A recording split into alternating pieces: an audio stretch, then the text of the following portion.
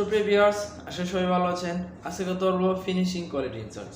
Finishing quality ইনচার্জের কাজ কি এবং ফিনিশিং কোয়ালিটি ইনচার্জ তার রেসপন্সিবিলিটিটা কি এবং তার কি কি কোয়ালিফিকেশন।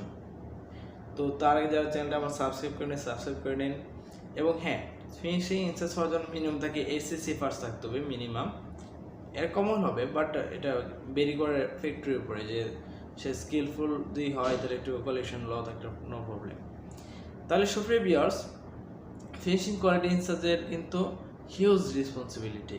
কীরকম দেখেন, ফিনিশিং লেআউটটা আমি শেয়ার করেছি আগে একটা ভিডিওতে। কীরকম ফিনিশিং লেআউটটা, যে ফিনিশিংয়ে কিন্তু প্রথম থেকে লাস্ট পর্যন্ত ফার্স্টে আছে কি যে আপনার ওয়াশিং থেকে যে সকল গার্মেন্টস আসে সেগুলো কি করতে হয়, শেড চেক দিতে হয়, মেজারমেন্ট চেক দিতে হয়, কোয়ালিটি চেক দিতে হয়। শেড মেজারমেন্ট কোয়ালিটি চেক দেওয়ার পরে কিন্তু আপনার এটা নিয়ে কাজ করা হয়। এটা যারা থ্রেড কাটার রয়েছে তারা থ্রেড কাটিং করে, তারপর এখান থেকে প্রাইমারি চেক দেয়। প্রাইমারি চেক দেওয়ার পরে প্রসেসর যে প্রাইমারি চেকটা, তারপর মূলত আয়রনে যায়। আয়রন থেকে আসার পর গেট আপ মেজারমেন্ট করা হয়, তারপর গেট আপ চেক দেওয়া হয়। তারপর যারা টুয়ার্স অডিট আছে, লট অডিট আছে, তারা লট অডিট করে। তারপর এটা ময়েশ্চার চেক দেওয়া হয়, তারপর এটা মেটাল পাস করা হয়। এর আগে আপনার প্রাইমারি গেট আপ চেকের আগে যদি বাটন স্ন্যাপ বাটন বা নাদার বাটন রয়েছে, এগুলোতে অ্যাটাচ না করে ওগুলো অ্যাটাচ করার পরে ফুল টেস্ট করা হয়। তো টুয়ার্স অডিটের পরে ময়েশ্চার চেক দেওয়া হয়, তারপর মেটাল পাস চেক দেওয়া হয়, তারপর সবগুলো ট্রিম অ্যাক্সেসরি গার্মেন্টসে লাগানো হয় এবং ফোল্ডিং যে স্ট্যান্ডার্ড রয়েছে সেই ফোল্ডিং স্ট্যান্ডার্ড অনুযায়ী ফোল্ডিং করা হয়। এবং এখানে আরেকটা কাজ করে, ফোল্ডিং করার আগে বা ফোল্ডিং করার পরে গার্মেন্টসের যে শেড আছে শেড অনুযায়ী রেশিও অনুযায়ী এগুলোকে আলাদা করা হয়, আলাদাভাবে প্যাকে পলিত করা হয়। তারপরে স্কিল চেক দেওয়া হয়, তারপর সেই রেশিও অনুযায়ী এটা কার্টুনে ঢুকানো হয়। তারপর কার্টুনে ঢুকানোর পরে কার্টুনের রিকোয়ারমেন্ট অনুযায়ী যদি এখানে কোনো আলাদা ইউজ করা হয়, যেমন আলাদা যে কভার ইউজ করে কভার ইউজ করবে। তারপরে কার্টুন স্টিকার বসানো হয়। এইভাবে মূলত কার্টুন ক্লোজিং করা হয়, তারপর ডে ফাইনাল করা হয়, ফি ফাইনাল করা হয়।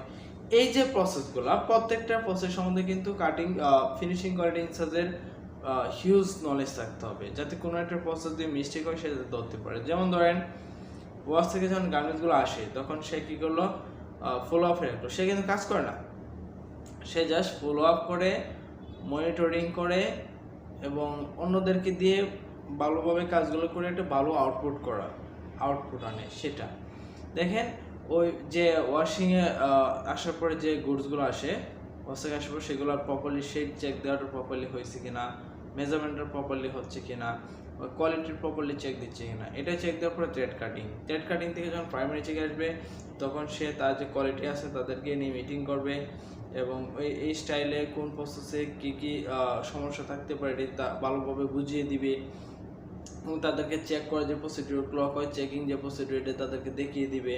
স্যাম্পলটা ভালোভাবে বুঝিয়ে দিবে, কোন কমিস থাকলে সেটা বলে দিবে। তারপর সেখান থেকে গার্মেন্টসগুলো যখন আয়রনে যাবে, আয়রন থেকে যখন আবার আসবে, হ্যাঁ, বা ওই যে প্রাইমারি চেকের পরে যদি বাটন অ্যাটাচ করে তাহলে বাটনের ফুল টেস্ট ঠিক আছে কিনা বা বাটন অ্যাটাচটা প্রপারলি ঠিক আছে কিনা সেটা সে মনিটরিং করবে। তারপর প্রপারলি আয়রনিং ইনস্ট্রাকশন ফলো করে প্রপারলি আয়রন করা হচ্ছে কিনা সেটাও কিন্তু সে ফলো আপ করবে। বা আয়রনম্যানদেরকে যদি তার কোনো ইনস্ট্রাকশন থাকে স্পেশাল, এটা তাদেরকে বলবে। বা আয়রন করার পরে সে ওখান থেকে দেখবে যে আয়রনটা বা প্রপারলি প্রেসিংটা ঠিক হচ্ছে কিনা। তারপর যারা মেজারমেন্টের জন্য কোয়ালিটি রয়েছে, তার মেজারমেন্টটা বাইরের ইনস্ট্রাকশন অনুযায়ী, হাউ টু মেজার ম্যানুয়াল অনুযায়ী আসলে মেজারমেন্টটা করতেছে কিনা সেটা তারা ফলো আপ করবে, ঠিক আছে। তারপরে যারা গেট আপ চেক দিবে তাদেরকে অবশ্যই ক্লায়েন্টের কিছু রিকোয়ারমেন্ট থাকলে বা কীভাবে আপনার ক্লক ওয়াইজ চেক দিতে হয়, হ্যাঁ, এটা তাদেরকে বুঝিয়ে দিবে। তারপর যারা টুয়ার্স অডিটর রয়েছে, টুয়ার্স অডিটররা যখন অডিট করার পরে তাদের যে ফাইন্ডিংস থাকে সেটার উপরে সে একটা কারেক্টিভেশন প্ল্যান নিতে হবে তাকে।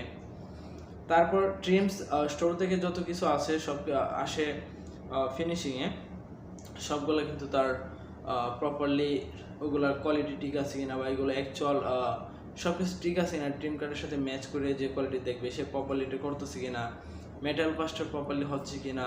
তারপর ময়েশ্চার ঠিক আছে কিনা, যদি ময়েশ্চার ঠিক না থাকে তাহলে ময়েশ্চার কম হলে সে স্টেপ নেবে বা বেশি হলেও স্টেপ নেবে। তারপরে এই ট্রিম অ্যাক্সেসগুলো অ্যাটাচমেন্ট ঠিক আছে কিনা সেটাও সে মনিটরিং করবে। তারপর ফোল্ডিংটা আসলে বাই স্ট্যান্ডার্ড অনুযায়ী হচ্ছে কিনা সেটা সে মনিটরিং করবে। তারপর আপনার যে রেশিও অনুযায়ী প্যাক হচ্ছে কিনা, বা ওই বাইরে যে রিকমেন্ড রয়েছে সেই রিকমেন্ড অনুযায়ী প্যাক, কার্টুন স্টিকার অ্যাটাচমেন্ট ঠিক আছে কিনা, বা কার্টুনিং করা ঠিক আছে কিনা, হ্যাঁ এগুলা। তারপর ডে ফাইনাল প্রি ফাইনালে যদি কোনো ফেল আসে বা কোনো ফাইন্ডিংস আসে সেটাও নিয়ে এসে কাজ করবে। এছাড়াও ফিনিশিং কোয়ালিটি ইনচার্জের আরেকটা রেসপন্সিবিলিটিস রয়েছে, সে হচ্ছে তাকে ইন্সপেকশন হ্যান্ডেল করতে হয়। যেমন ধরেন বায়ার বা থার্ড পার্টি যে থাকে তাদের যে ইন্সপেকশন হয় সেই ইন্সপেকশনে তাকে কোয়ালিটি রিলেভেন্ট যত document, master file, PP sample, packing list এবং পিওসি যা কিছু আছে সব কিছু কিন্তু অ্যারেঞ্জ করতে হয়।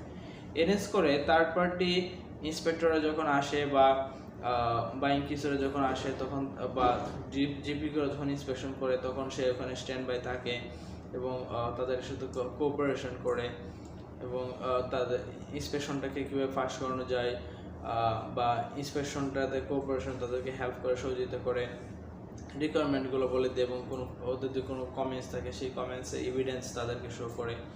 তাহলে সুপ্রিয় ভিউয়ার্স, এই ছিল হচ্ছে আপনার ফিনিশিং কোয়ালিটি ইনচার্জের কাজ। আমি আশা করি আপনারা বুঝতে পেরেছেন যে ফিনিশিং কোয়ালিটি ইনচার্জের কী কী কাজ রয়েছে এবং সেটা কীভাবে করবে। অবশ্যই তাকে এই প্রত্যেকটা ফিনিশিং যে লেআউটটা রয়েছে প্রত্যেকটা লেআউট সম্বন্ধে তার ধারণা থাকতে এবং কীভাবে ইন্সপেকশন হ্যান্ডেল করে, ইন্সপেকশন রিলেভেন্ট প্রসিডিউর তার সব কিছু জানা থাকতে হবে। এবং অবশ্যই ক্যাপ সম্বন্ধে তার ধারণা থাকতে হবে। ইন্সপেকশন ফেল হলে তা যে ডিফেক্টগুলো থাকে সেটার ক্যাপটা কীভাবে দেওয়া হয় সেই সম্বন্ধে তার ধারণা থাকতে হবে।